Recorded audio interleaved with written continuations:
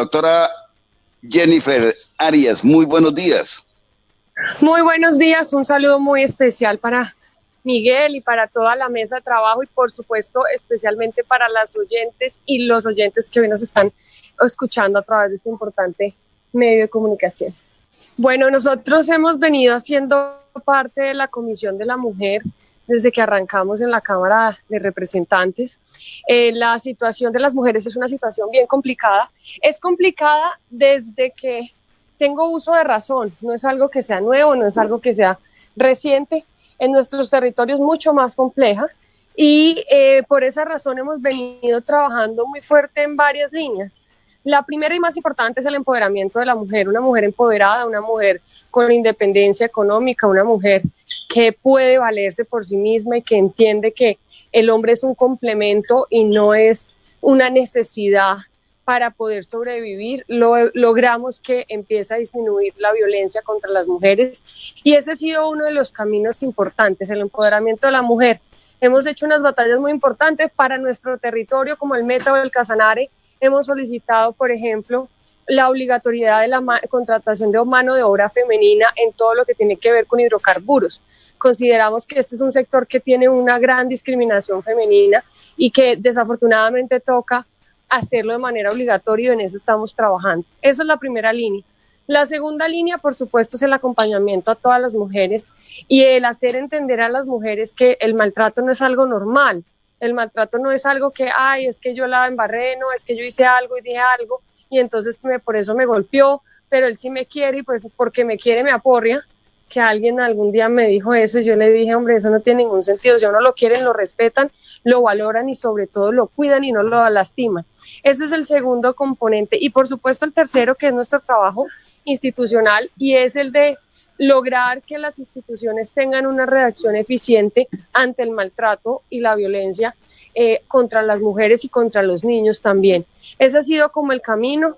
Justamente la semana pasada lanzamos una campaña como Comisión de la Mujer con el objetivo de invitar a las mujeres a denunciar, pero también invitar a quienes conocen del maltrato a denunciar. Yo conozco muchos casos que dicen, no, es que ese tipo le da unas golpizas, pero la verdad yo no digo nada porque yo voy, digo algo y entonces ellos después vuelven y yo quedo como el malo.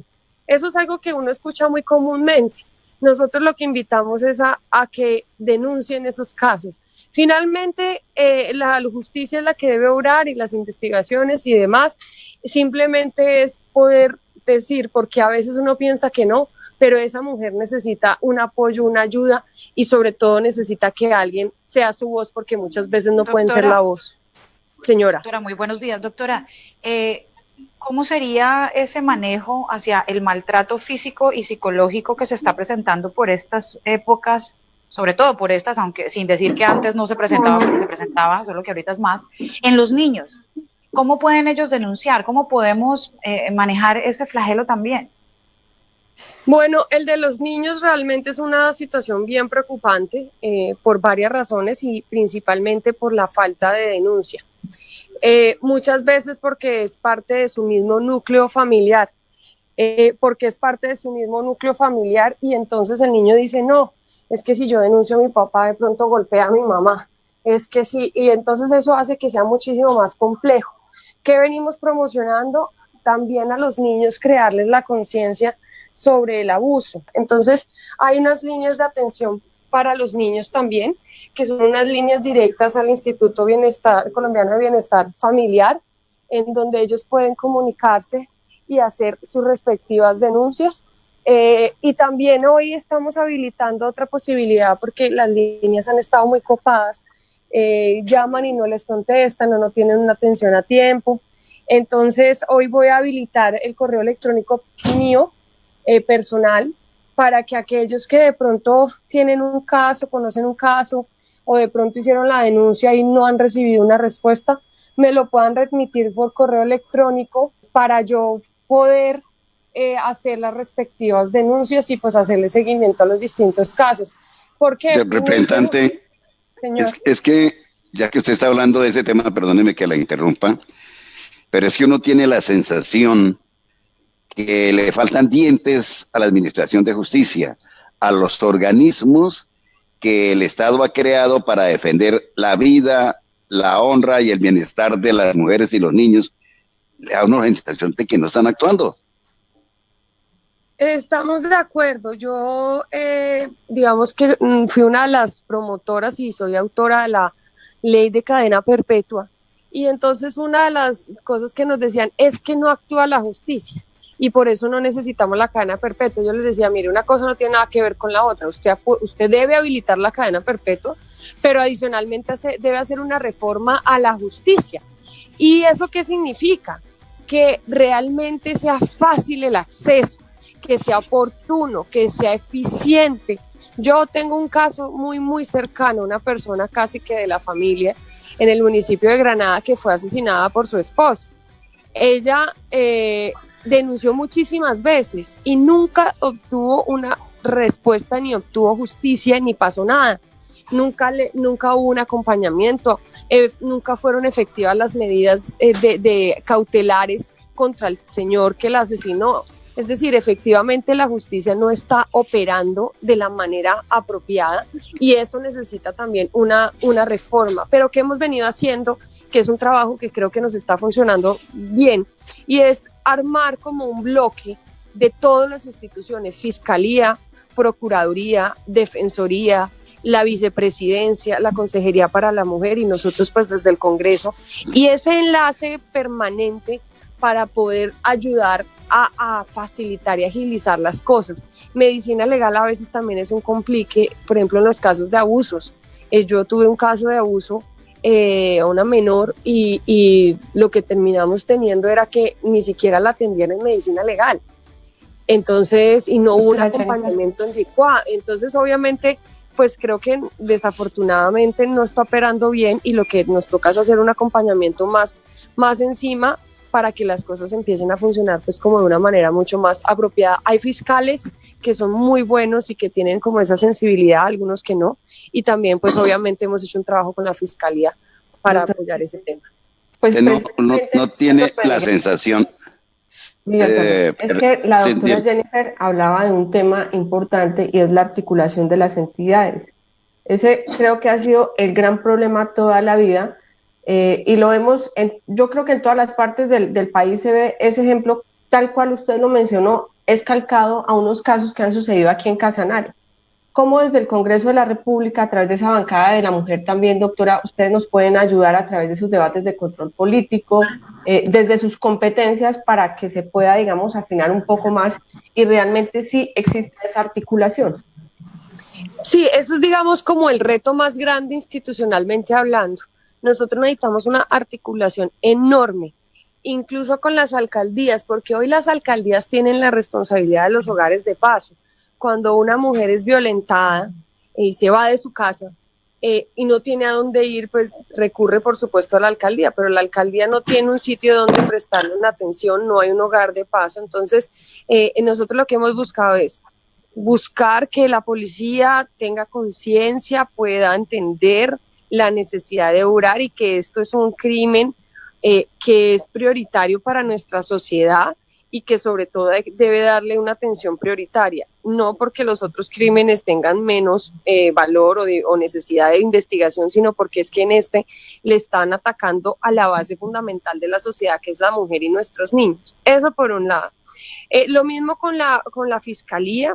Con la Defensoría ha sido todo un reto porque en los municipios uno siempre piensa en los grandes, ¿cierto? En Yopal, en Villavicencio, pero nosotros tenemos casos de violencia también, por ejemplo, en el sector rural. Y en el sector rural tenemos a la Defensoría que muchas veces no tiene dientes. Entonces también hemos venido haciendo un trabajo con la Defensoría para ver cómo la fortalecemos para que pueda tener dientes, sobre todo en la zona rural de nuestro país. Y lo mismo vamos a empezar a hacer, estábamos haciendo de hecho un trabajo con los consejos municipales de todo el país, de todos los departamentos del país, para que se creen las comisiones para la mujer. Estas comisiones son muy importantes porque son dedicadas exclusivamente a eso mismo que estamos haciendo nosotros en el Congreso. Eso nos permite articulación y finalmente vamos a empezar a hacer un trabajo con las alcaldías para lograr ver si de alguna manera empezamos a ubicar recursos que nos permitan establecer estas casas de paso para las mujeres y lograr que realmente tengan una atención cuando son violentadas. Representante, es que estos días ha sido dramático para la sociedad colombiana. Casos monstruosos como el de Neiva, como el de San José del Guaviare, como el de Pereira y en todo el país. Yo no sé qué está pasando en este mismo instante, donde se dispararon los casos de abuso contra las menores, contra los menores y contra las mujeres. Bueno, yo considero varias cosas. La primera es que el aumento de los casos puede deberse a varias cosas. La primera es que le están perdiendo miedo a la denuncia, ¿sí? Entonces, cada día la ciudadanía de pronto se siente más empoderada, las mujeres tienen menos miedo y eso hace que denuncien. Esa, en mi parecer, puede ser una de las razones. ¿Por qué? Porque el decirle constantemente a la mujer no se deje maltratar, no se deje, no permita que la golpeen, si tiene maltrato psicológico también puede denunciar. Niños, si están siendo abusados, si los están tocando de una manera indebida, si no sé qué, denuncien. Eso puede lograr que las denuncias aumenten y al final es lo que queremos, porque sí, lo que queremos es que denuncien. No importa que los casos aumenten, lo que queremos es que haya una realidad, porque hoy puede haber muchos casos que no conocemos, que no denuncian y que hoy están ahí guardados y callados, pero de pronto ese trabajo, señora. El tema y el punto en este momento es que tuvimos un retroceso con el tema del aislamiento, porque la señora... También, ese es el segundo punto. De las casas y es una situación bien compleja. ¿Qué podemos hacer? Esa es la segunda parte. Obviamente estamos en una situación de alto estrés, de encierro. Hay temas agravantes como por ejemplo el alcohol. Entonces estoy encerrado en la casa, no tengo trabajo y entonces me gusta tomar y me pongo a tomar. Mi esposa me dice que no y la golpeo. Entonces eso hace que obviamente el aislamiento empeore la situación que estamos viviendo. ¿Qué hay que hacer? Denunciar. Yo sé que la justicia, la actuación a tiempo, a veces no es una realidad. Yo he acompañado muchos casos de denuncias de manera, digamos, personal. Ha sido un trabajo de poder hacer como un acompañamiento uno a uno, que es bastante desgastante y sé de las dificultades que a veces tiene poder hacer la denuncia. Pero necesitamos denunciar, porque es la única manera en que al menos podemos intentar actuar. Si no se denuncia, pues no se va a hacer nada y no va a pasar nada. Pero si denuncian, nosotros vamos a lograr intentar actuar y en muchos casos también tenemos unas respuestas positivas. Entonces la invitación es que denunciar, las líneas para denunciar en el caso de maltrato a las mujeres es la 155, ahí pueden llamar, hacer sus denuncias, decir está ocurriéndome este hecho. También pueden, en el caso de los niños, en la línea del ICBF es la 141, ahí también pueden llamar y hacer sus denuncias. Y en el caso que de pronto no les den una respuesta efectiva o por el contrario les da miedo hacer la denuncia o no pueden porque están en aislamientos encerrados en la casa y no pueden hablar por teléfono porque los escuchan, yo he habilitado, como les decía, una opción de un correo electrónico donde me pueden poner el caso y donde nosotros pues también servimos como un correo social con las entidades a través mío y a través de la Comisión de la Mujer para hacer acompañamiento y verificación. El correo mío es jennifer.arias@camara.gov.co. Es el correo mío institucional y lo hago de manera institucional porque el seguimiento debe ser institucional y creo y estoy convencida que necesitamos una articulación real entre todas las instituciones para que esto funcione y para evitar que sigan en aumento los casos de violencia o que se aumenten sean porque hay muchísimas denuncias, porque perdieron el miedo de denunciar y porque no quieren seguir siendo víctimas del maltrato y el abuso. Listo, representante. Le agradecemos muchísimo su bondad y le deseamos un buen día.